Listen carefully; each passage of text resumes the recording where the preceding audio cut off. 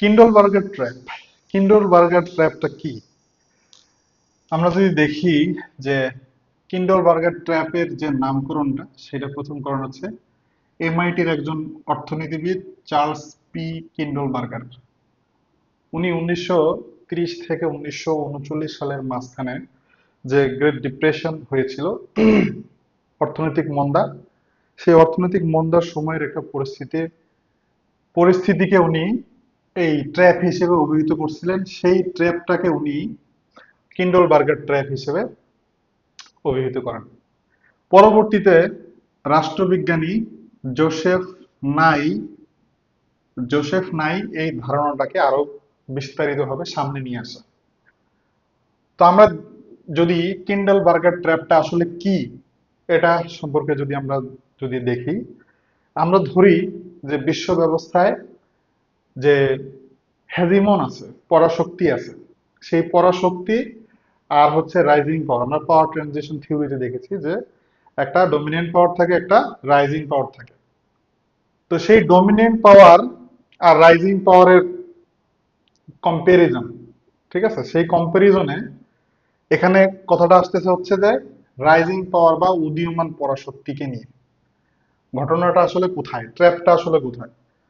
তাহলে যদি কোনো উদীয়মান পরাশক্তি বা রাইজিং পাওয়ার যদি বৈষয়িক নেতৃত্ব, লিডারশিপ দিতে কি প্রকাশ করে?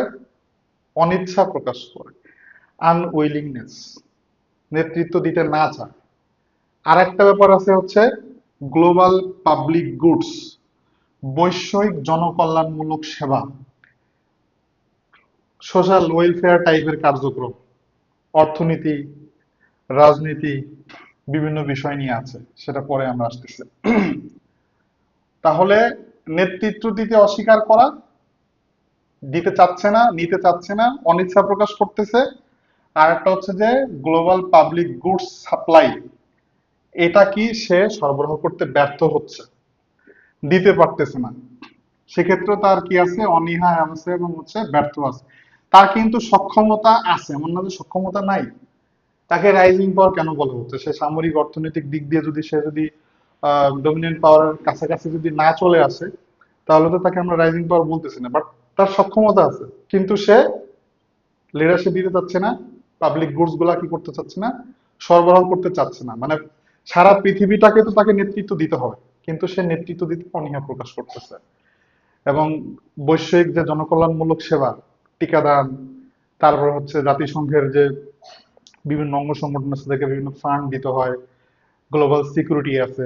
হ্যাঁ, সেই গ্লোবাল পাবলিক গুডস গুলা কি কি? Freedom of navigation on open seas, উন্মুক্ত সমুদ্রের নিরাপত্তা।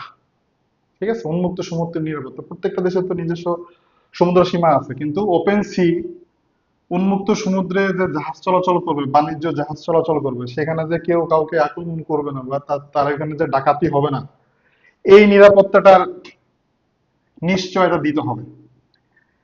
তাহলে এই এই রাইজিং পাওয়ারটাকে এই কাজগুলো করতে হবে, যে এই পাবলিক গুডস গুলার সাপ্লাই নিশ্চিত করতে হবে। এরপর হচ্ছে স্টেবল মনিটারি সিস্টেম, একটা স্থিতিশীল অর্থনীতি এবং মুদ্রা ব্যবস্থা পরিচালনা করার সক্ষমতাও তাকে থাকতে হবে।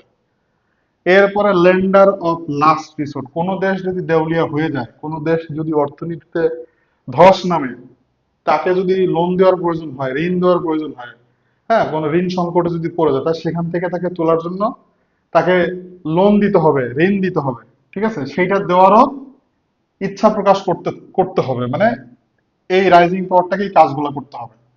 আর একটা হচ্ছে যে গ্লোবাল সিকিউরিটি, কোথাও কোনো একটা কনফ্লিক্ট হলো, সেখানে গিয়ে সে নাক গলাবে, সেখানে গিয়ে সে মীমাংসা করে দিবে, সেখানে গিয়ে সে সেই পরিস্থিতির সমাধান করে দিয়ে আসবে। তাহলে বৈশ্বিক নিরাপত্তা, ঋণ প্রদান করা, তারপরে হচ্ছে যে অর্থনীতি এবং মুদ্রা ব্যবস্থার স্থিতি অবস্থা, এবং হচ্ছে ফ্রিডম অফ নেভিগেশন, উন্মুক্ত সমুদ্রের নিরাপত্তা নিশ্চিত করা, এগুলো হচ্ছে গ্লোবাল পাবলিক গুডস এর মধ্যে পড়ে। তাহলে কোন রাইজিং পাওয়ার যদি লিডারশিপ এবং হচ্ছে গ্লোবাল পাবলিক গুডস সরবরাহ করতে যদি ব্যর্থ হয়, অনিচ্ছা প্রকাশ করে, তাহলে বিশ্ব ব্যবস্থায় যে শূন্যতা তৈরি হয়, লিডারশিপ ভ্যাকাম তৈরি হয়, সেই পরিস্থিতিটাই হচ্ছে কিন্ডলবার্গার ট্র্যাপ। তো এখানে যদি আমরা দেখি যে গ্লোবাল স্টেবিলিটি, বৈশ্বিক স্থিতিশীলতা রক্ষার জন্য কি দরকার? একজন লিডার দরকার, একটা এমন হেজিমন দরকার যে ওই যে আগে যে কথাগুলো বলছিলাম, যে সে নেতৃত্ব দিবে, বৈশ্বিক আহ, জনকল্যাণমূলক সেবাগুলো প্রদান করবে, গ্লোবাল সিকিউরিটি মেনটেন করবে। তো যখন কোন একটা হেজিমন, কোন পরাশক্তি অথবা উদীয়মান শক্তি যখন এই দায়িত্ব পালন করতে পারে না বা চায় না, তখনই পৃথিবী, বিশ্ব কি একটা গভীর সংকটের মধ্যে পড়ে যায়, পতিত হয়।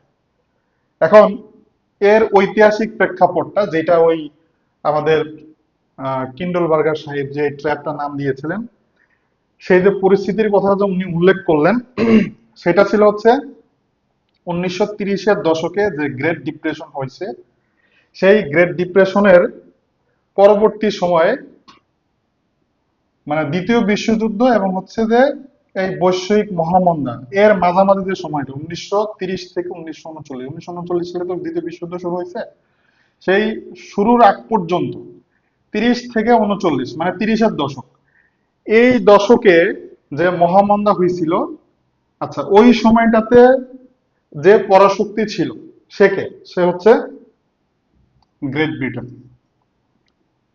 ব্রিটেন, ইউকে, যুক্তরাজ্য। আর ওই সময়টাতে রাইজিং পাওয়ার ছিল হচ্ছে ইউএসএ। তো এখানে ট্র্যাপটা কোথায় হইলো? প্রথম বিশ্বযুদ্ধের পরে গ্রেট ব্রিটেনের অর্থনৈতিক অবস্থা খুবই মারাত্মক পর্যায়ে চলে যায়, তার সামরিক অর্থনৈতিক অবস্থা খুব মারাত্মক পর্যায়ে চলে যায়। তার যে পৃথিবীতে বিভিন্ন মহাদেশে যে ছড়াই ছিটাই যে কলোনি গুলো ছিল, সেই কলোনির অবস্থাও খারাপ ছিল, সেখানেও ক্রমাগত কি হচ্ছে, রাইভালরি হচ্ছে, সেখানেও সে সুবিধা করতে পারতেছে না।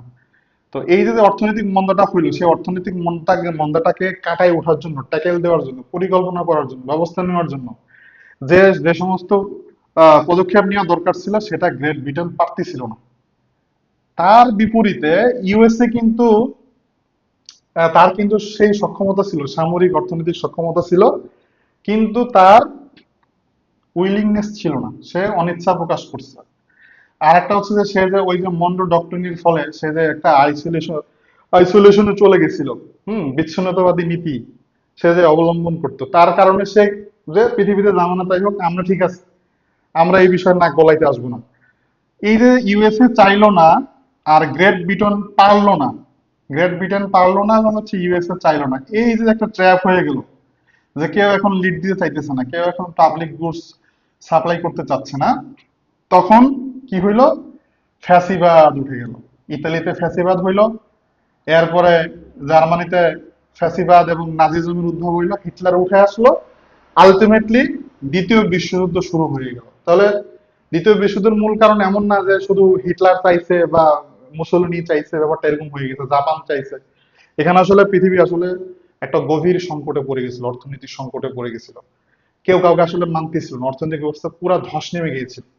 তার পরবর্তীতে এই চরমপন্থার উত্থান, ফ্যাসিবাদের উত্থান, আলটিমেটলি দ্বিতীয় বিশ্বযুদ্ধ শুরু হয়ে গেল। এটা হচ্ছে ঐতিহাসিক প্রেক্ষাপট। তাহলে আমরা ঐতিহাসিক প্রেক্ষাপটটা যদি একটু করে বলি, তাহলে হচ্ছে কি, যে বৈশ্বিক মহামন্দা 1930-এর সময়ে গ্রেট ব্রিটেন পারতেছিল না এটা নেতৃত্ব দিতে, এটাকে ট্যাকেল দিতে। আর ইউএসএ, সে রাইজিং পাওয়ার ছিল, সে হচ্ছে এটার দায়িত্ব নিতে চাচ্ছিল না। গ্রেট ব্রিটেন পারতেছিল না, সে অপারক, তার নাই, পকেট খালি। কিন্তু ইউএসএ আবার কি, সে বিচ্ছিন্নতাবাদী নীতির কারণে সেই বিষয়ে নাক গলাতে চাচ্ছে না। বিশেষ করে ইউরোপেই তো বেশিরভাগ ক্ষেত্রে সমস্যা হয়েছে। মনো ডক্ট্রিনের একটা নীতি তো ছিল যে ইউরোপের কোনো বিষয় নাক গলাবে না, ইউরোপ আমেরিকার কোনো বিষয় নাক গলাবে না। তো এই আইসোলেশনিজমের কারণে ইউএসএ লিডারশিপ থেকে বিরত থাকলো, আর ওই সময়টাতে পৃথিবী একটা গভীর সংকটের মধ্যে পড়ে গেল, ট্র্যাপের মধ্যে পড়ে গেল, সেটা হচ্ছে এই কিন্ডেলবার্গের ট্র্যাপ। এখন আসেন বর্তমানে। বর্তমানে যদি আমরা দেখি যে বর্তমানে ইউএসএ এবং চায়না, এই দুইজনের মাঝখানে কিন্তু এরকম একটা সম্ভাবনা আছে। ডোনাল্ড ট্রাম্প আসার পরবর্তী সময়ে আমরা দেখছি যে সে কিছু নীতি নিয়ম কানুন নিছে, America first, make America great again. এরপর হচ্ছে সে বিভিন্ন ধরনের চুক্তি থেকে, প্রোটোকল থেকে, বাণিজ্য চুক্তি থেকে কিন্তু সরে আসছে, ন্যাটোর থেকে সে ব্যয়ভার কমাই দিবে, এরপর হচ্ছে জাতিসংঘের যে বিভিন্ন ধরনের অঙ্গ সংগঠন আছে সেখানে যে চাঁদা দিতে হয়, হ্যাঁ, সেই সমস্ত বিষয়ে ফান্ডিং দিতে হয়, সেখান থেকে সে সরে আসবে। অনেকগুলো ফান্ডিং কিন্তু সে অলরেডি বন্ধ করে দিচ্ছে। তো এই যে যে সে গ্লোবাল পাবলিক গুডস এর ক্ষেত্রেও সে মেনটেন করতেছে না, বা সে চাচ্ছে না, সে নিজেকে গোটাই নিতে চাচ্ছে, সে আগের মতো সেই আইসোলেশনে চলে যেতে চাচ্ছে, আইসোলেশনে চলে যেতে চাচ্ছে। তাহলে যে সংকটটা তৈরি হইতেছে, এই সংকটের আম, যে যে অবস্থা, এটাকে মোকাবেলা করার জন্য রাইজিং পাওয়ার চীনের কিন্তু ইকোনমিক এবং হচ্ছে মিলিটারি অ্যাবিলিটি আছে। অ্যাবিলিটি থাকার পরবর্তীতে সে চাচ্ছে বা চাচ্ছে না, আমরা তো এরকম বর্তমান পরিস্থিতি এমনই দেখতেছি যে সে কোনো কিছুতে জড়াইতে চাচ্ছে না, সে ইরান ইস্যুতে জড়াইতে চাচ্ছে না। সে মূলত হচ্ছে কি, তার সেই ইকোনমিক ব্যাপারটাকে সে বেশি প্রায়োরিটি দেয়। সে সরাসরি কিন্তু, চীন কিন্তু এখনো সরাসরি কারোর সাথে কিন্তু যুদ্ধে পতিত হয় না। খেয়াল করে দেখছেন তো? তাহলে এই যে তার ইচ্ছা অনিচ্ছা, করব করব না এরকম একটা ভাব, এখন আমেরিকা যদি এরকম আইসোলেশনে চলে যায়, সে যদি এই ধরনের নেতৃত্ব দিতে দিতে সে যদি অপারগতা প্রকাশ করে, নেতৃত্ব সে দিবেই, কিন্তু সে নিজেরটা দেখবে, পুরাই রিয়েলিস্ট মানে অ্যাটিটিউড নিয়ে সে হচ্ছে থাকবে। তাহলে যে ট্র্যাপটা তৈরি হবে এই থার্ড ওয়ার্ল্ড এর জন্য, তৃতীয় বিশ্বের জন্য, গ্লোবাল সিকিউরিটির জন্য, এই যে একটা ট্র্যাপ তৈরি হবে, এই ট্র্যাপটাই হচ্ছে কিন্ডলবার্গের ট্র্যাপ। মানে পৃথিবী আবার নতুন করে আরেকটা ট্র্যাপে পড়তে যাচ্ছে। আমেরিকা যদি এই গ্লোবাল অর্ডারটাকে সে যদি আর মেনটেন না করে, আর চায়না যদি এই অর্ডারে যদি সে যদি লিডারশিপ যদি দিতে না চায়, পাবলিক গুডস গুলো যদি সাপ্লাই না করতে চায়, বা এই যে শূন্যতা তৈরি হয়েছে, সেই শূন্যতা যদি সেতু পূরণে এগিয়ে না আসে, তাহলে পৃথিবী আবার আবার সেই দ্বিতীয় বিশ্বযুদ্ধের মতো একটা গভীর পরিস্থিতিতে পড়ে যেতে পারে। এটা হচ্ছে কিন্ডেলবার্গের ট্র্যাপ। তাহলে সবাই ভালো থাকবেন, ধন্যবাদ।